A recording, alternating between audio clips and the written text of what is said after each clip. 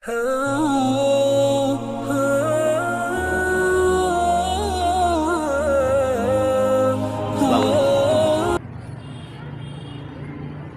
علماء ہند کے سیرت النبی اور اسلامی کوئز کے مقابلے کے تقسیم انعامات کے اس پروگرام میں مسند پر جلوہ افروز ہمارے ہر دل عزیز شخصیت عالی جناب اعجاز صاحب ایجوکیشن آفیسر، ہمارے دوست ڈاکٹر رازق صاحب ایجوکیشن آفیسر کارپوریشن، ہمارے سرپرست حضرت مولانا عبد المصور ندوی صاحب، ہمارے دوست حافظ احمد اشاعتی صاحب اور جملہ مہمانان، 10 منٹ کے کلی آپ نے پروگرام کو جس شخصیت کی یاد میں منعقد کیا ہے، کسی کہنے والے کے لیے 10 منٹ تمہید کے لیے بھی ناکافی ہے۔ میں بلا تمہید اپنی بات کو شروع کرتا ہوں کہ جس شخصیت کے اعزاز میں بیعت حضرت مولانا ابو الحسن علی ندوی رحمۃ اللہ علیہ کی یاد میں آپ نے اس پروگرام کو منعقد کیا، تو میں ان کا مرید ہوں، میں انہیں اپنا شیخ مانتا ہوں۔ تذبذب کا شکار ہوں کہ کہاں سے شروع کروں اور کہاں ختم کروں، کیا کیا کہوں کیا کیا نہ کہوں۔ بہرحال ایک 5-7 منٹ میں اپنی بات کو رکھتا ہوں کہ جن بچوں نے اس اسلامی کوئز میں حصہ لیا تو ظاہر سی بات ہے کہ کچھ بچے کامیاب ہوں گے، کچھ بچے ناکام نہیں ہوں گے، انہیں نمبرات کم آئیں گے۔ تو میں ان بچوں سے، ان بچوں کے والدین سے، ہماری بہنوں سے سب سے گزارش کرتا ہوں کہ مایوس بالکل بھی نہ ہو۔ ہم نے تو اللہ کے یہاں پر وہ کوشش کر لی ہے، ہم نے ہمارے بچے کو اسلامی کوئز کے لیے تیار کروایا، اس نے مطالعہ کیا، امتحان دیا، اب انعام ملے نہ ملے، ہم اللہ کی نظر میں اس سرزمین پر وہ اعزاز حاصل کر چکے ہیں، ہمارا مقصد حاصل ہو چکا۔ بہرحال تحریک علماء ہند کا میں شکر گزار ہوں، بڑے بڑے جید علماء کرام ہیں جو خود اپنے ہاتھوں سے یہ جھنڈے لگوا رہے ہیں، اور ان کا نام پامفلیٹ میں، ہینڈ بل میں، دعوت ناموں میں بھی نہیں ہے۔ تو مجھے بہت احساس ہے اس چیز کا کہ یہ کیسے اخلاص والے لوگ ہیں کہ جو اوروں کو اتنی عزت اور اعزاز دیتے ہیں۔ ملت اسلامیہ کے اندر اسلامی شعور کو، جس کی کوشش، جس کا خواب حضرت مولانا ابو الحسن علی ندوی رحمۃ اللہ علیہ نے پورے صدی دیکھا۔ آپ 5 دسمبر 1914 کو پیدا ہوئے۔ میں آپ کو بتاتا ہوں، یہ حضرت کی شخصیت کے ساتھ نہیں، ہماری تاریخ کے ساتھ بڑی ناانصافی ہوئی ہے۔ ناانصافی یہ ہے کہ ایک طرف تو دشمن ابھی یہ کوشش میں لگا ہے کہ اب وہ ہمیں ہماری تاریخ بھی پڑھنے دینا نہیں چاہتا۔ اب کل کا بچہ سر سراج الدولہ کو پہچانے گا کیا نہیں پہچانے گا؟ شہید سلطان ٹیپو سلطان رحمۃ اللہ علیہ کو پہچانے گا بھی یا نہیں پہچانے گا؟ اس لیے کہ ہم نے پڑھا ہے، ان کو ہم کو پڑھایا گیا۔ اب تو بات یہاں تک آ گئی کہ آپ اسکولوں میں وہ تاریخ پڑھیں گے جو پڑھائی جائے گی آپ کو۔ تو اب بتائیے، آپ ابھی مغل اورنگزیب تو بہت دور ہے۔ ایک بات بتاتا ہوں آپ کو، حضرت مولانا علی میاں ندوی رحمۃ اللہ علیہ کی شخصیت، اگر آپ ان کو پڑھ لیں، آپ اس شخصیت کے مرید ہو جائیں، تو میں اللہ تعالیٰ کی ذات سے یہ امید کرتا ہوں کہ ہندوستان کا مسلمان اللہ کے حضور کھڑے ہو کر یہ کہیں گا کہ یا تو علی میاں ندوی کو واپس بھیجا دے یا اس کا کوئی بدل دے تم۔ آپ کو ایک بات کہوں میں، ایسا عالم دین جس میں اسلام، دنیا، سیاست، بصیرت کی ساری خوبیاں ایک وقت میں موجود ہو، جس کو مختلف القاب سے نوازا گیا ہو، مگر افسوس کہ ہمارے یہ معصوم بچے ہمارے تاریخ ساز شخصیتوں سے لا علم ہیں۔ کاش کہ وہ نمونہ ہمارے پاس۔ اس میں ہمارے ساتھ ناانصافی ہمارے یوں کہہ لیجئے کہ ہمارے سرپرستوں سے بھی ہوئی کہ تاریخ اور تاریخ ساز شخصیتوں کے تعارف سے ہمیں محروم رکھا گیا۔ بہرحال میں مختصراً ایک بات کہنا چاہتا ہوں کہ औरंगज़ेब आलमगीर रहमतुल्लाह अलैह, जिनको हमने पढ़ा है तारीख़ में, अब ये बच्चे कल पढ़ पाएंगे कि नहीं पढ़ पाएंगे। एक साहब डॉक्टर अब्दुल राज़िक साहब गालिबन ये कह रहे थे, और एजाज़ अली साहब ने बड़ी अच्छी बात करके कही। दोनों ने भी ये गुजारिश की कि अब जो हमारे असातिज़ाए कराम हैं उनकी बड़ी ज़िम्मेदारी है। अब निसाब तो आपको पढ़ाना है, मगर जहन साजी करने की आपकी ज़िम्मेदारी है।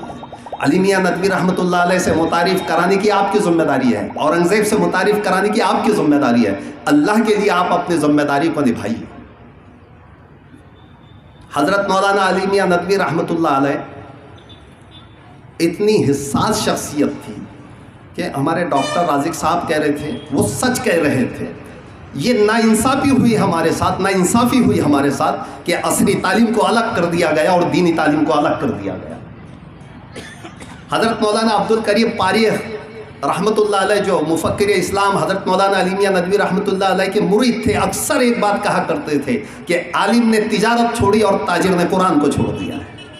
यही तो वजह है। देखिए, अगर कोई वकील बेदीन है, कोई डॉक्टर बेदीन है, या कोई मौलवी हुनर से और असरी तालीम से महरूम है, तो उसकी ज़िम्मेदार हमारी ये पॉलिसी है।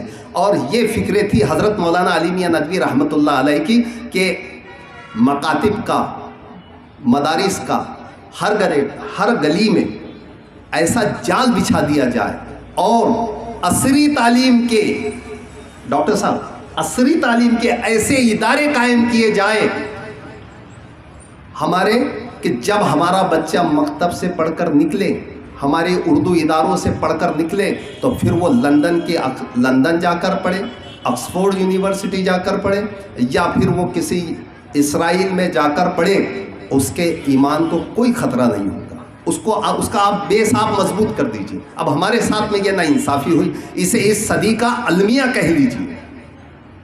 यही ख्वाब सजाया था हज़रत मौलाना अली मियाँ नदवी रहमतुल्लाह अलैह ने। वो उम्मत के मालदारों से हमेशा कहा करते थे कि आइए आप अपने इदारे कायम कीजिए। देखिए, हिजाब के ऊपर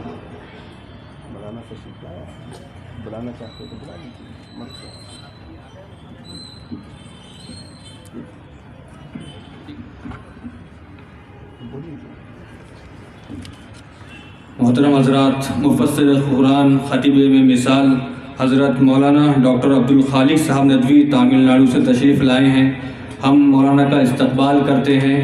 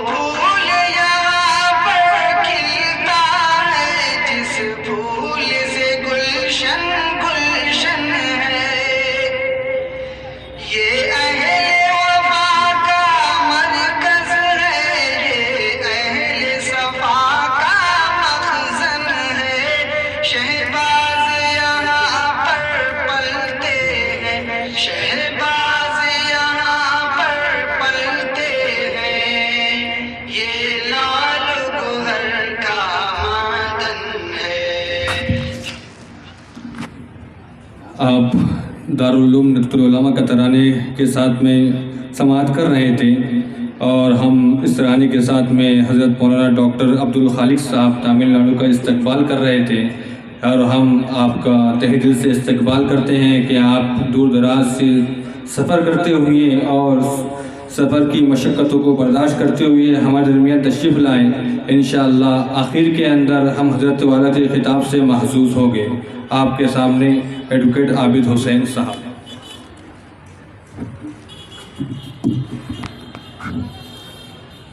جب تک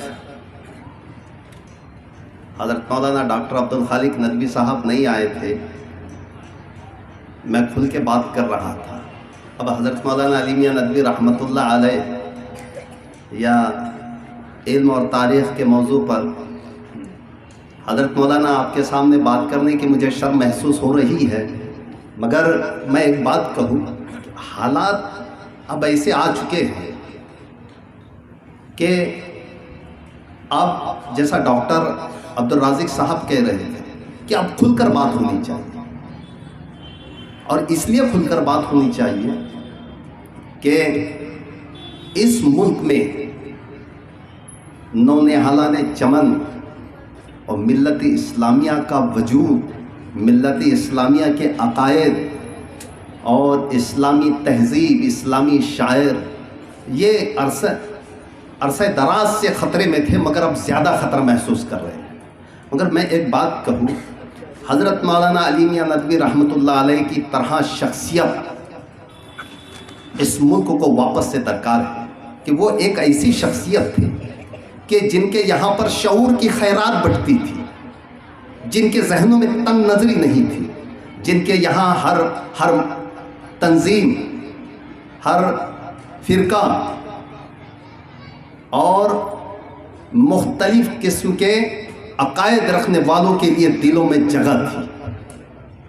ایسی وسیع نظر شخصیت جنہوں نے بیک وقت ملت اسلامیہ کی دنیاوی، سیاسی، اسلامی، مذہبی قیادت کی۔ میں ملت اسلامیہ کے طرف سے اللہ تعالیٰ سے دعا گو ہوں کہ حضرت مولانا علی میاں ندوی رحمۃ اللہ علیہ کو اپنے جوار رحمت میں جگہ نصیب فرمائے، جنت میں اعلیٰ مقام نصیب فرمائے، اور حضرت کا بدل ہم کو نصیب فرمائے۔ میں ایک واقعہ کہ دیکھیے، جب میرے ہاتھ کوئی موقع آ جائے کہ کسی حکمران کی چاپلوسی کر کے مجھے آگے مسند پہ جا سکتا ہوں میں، تو حضرت مولانا کے ساتھ ایک موقع نہیں آیا، مواقع آئے، مواقع، ہزاروں مواقع آئے کہ شاہ فیصل کی دعوت پر جب آپ عرب تشریف لے کر گئے تو شاہ فیصل نے دعوت کا شاہی انتظام کیا۔ حضرت مفتی ندیم ندوی صاحب وہ واقعہ بیان کر رہے تھے۔ میں آپ کو کہوں، شاہ فیصل نے جب حضرت مولانا علی میاں ندوی کو بلایا اپنے محل کے اس کمرے میں جہاں وہ رکتا تھا، غالباً اس جگہ بٹھایا، تو آپ رحمت اللہ علیہ شاہ فیصل کے محل کے اس کمرے میں لگے ہوئے سونے کے ہیرے جواہرات، دروازے کے اوپر مختلف خوشنما خوبصورت ڈیزائنز، دیواروں کی بناوٹ، تعمیر پر بہت غور کر رہے تھے۔ شاہ فیصل نے تھوڑی دیر کے بعد مولانا سے دریافت کیا کہ آپ غالباً اس واقعے کو مختلف انداز سے بیان کیا گیا، مگر واقعے کا مفہوم ایک ہی ہے۔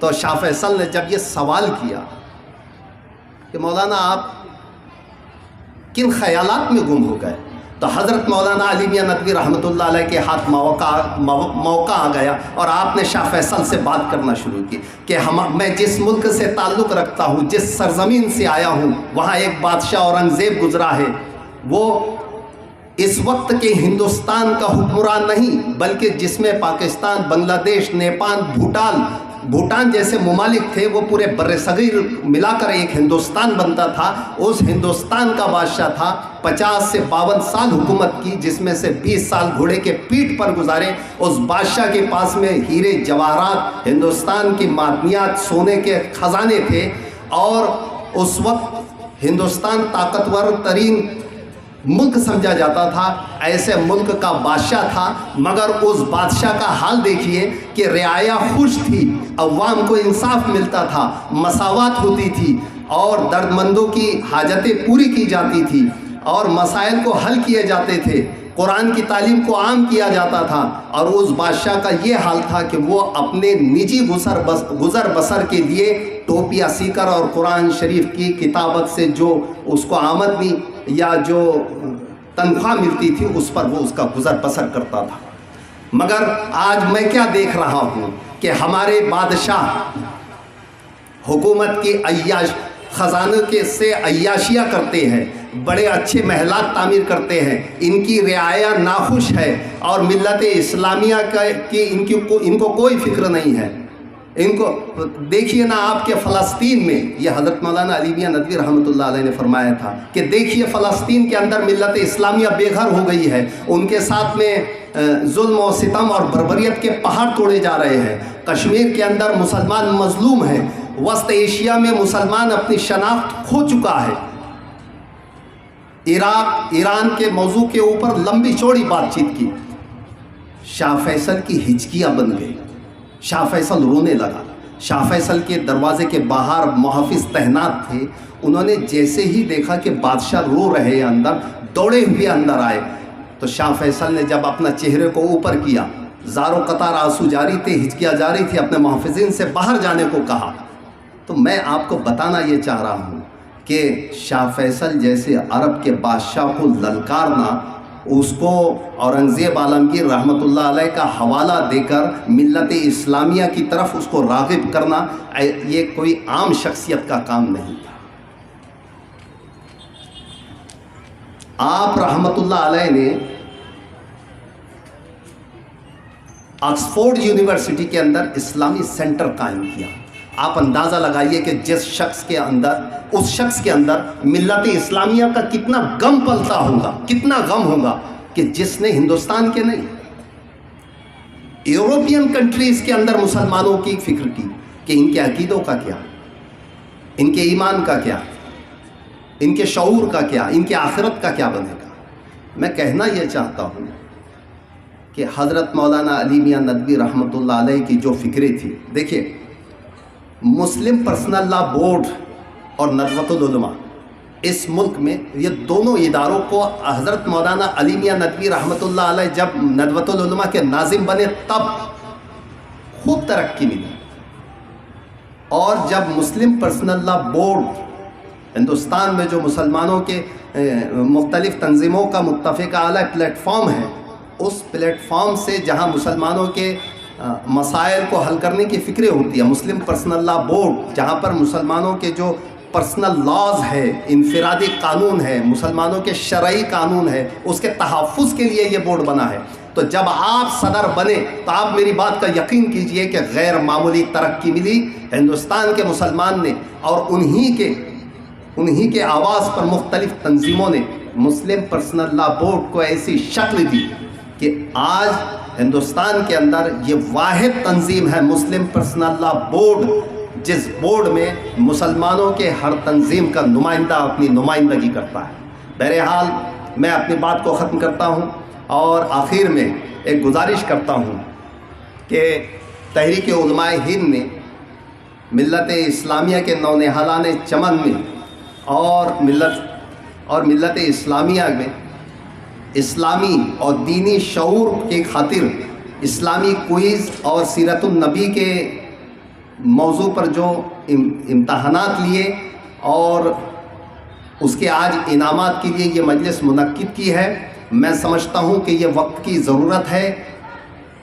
ये इस किस्म की क्विज़ हमारी स्कूलों में मुनक्किद होना चाहिए, बल्कि मैं अब आगे ये भी कहना चाहता हूँ कि अब तो नौबत हम पर ये आन पड़ी है कि अब हमें शायद अपने पुरखों की 500 साला तारीख़ भी अब हमारे बच्चों को ज़हनी तौर पर, ज़बानी तौर पर पढ़ाना पड़ेगी, क्योंकि अब तो मसला ये है कि अब तारीख़ को बदलने की बात हो रही है। अब स्कूल के सिलेबस बदले जा रहे हैं। अब हमारी जो तारीख़ है, हिंदुस्तान की जो तारीख़ है, उस तारीख़ को अब बदल कर आपको वो पढ़ना पड़ेगा स्कूल्स के अंदर جو آپ کو پڑھایا جائے گا، جو آپ کے سلیبس میں ہوگا، جو آپ کے نصاب میں ہوگا۔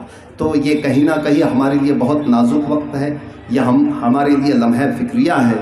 لیکن ایک بات کہہ کر اپنی بات کو ختم کرتا ہوں، ترکی سے زیادہ خراب حالات نہیں ہیں۔ جب آتا ترک کمال پاشا کے ہاتھ ترکی آیا تو ترکی کے اندر قرآن شریف کی تلاوت کے اوپر بین تھا، نمازوں کو پڑھنے کے اوپر بین تھا، ٹوپی پہننے اور چہرے پر داڑھی رکھنے پر بین تھا۔ نعوذ باللہ، اللہ کا شکر ہے وہ حالات ہمارے ملک میں نہیں ہے۔ مگر آپ دیکھیے کہ ابھی ترکی رجب طیب اردگان کے ہاتھ میں ہے۔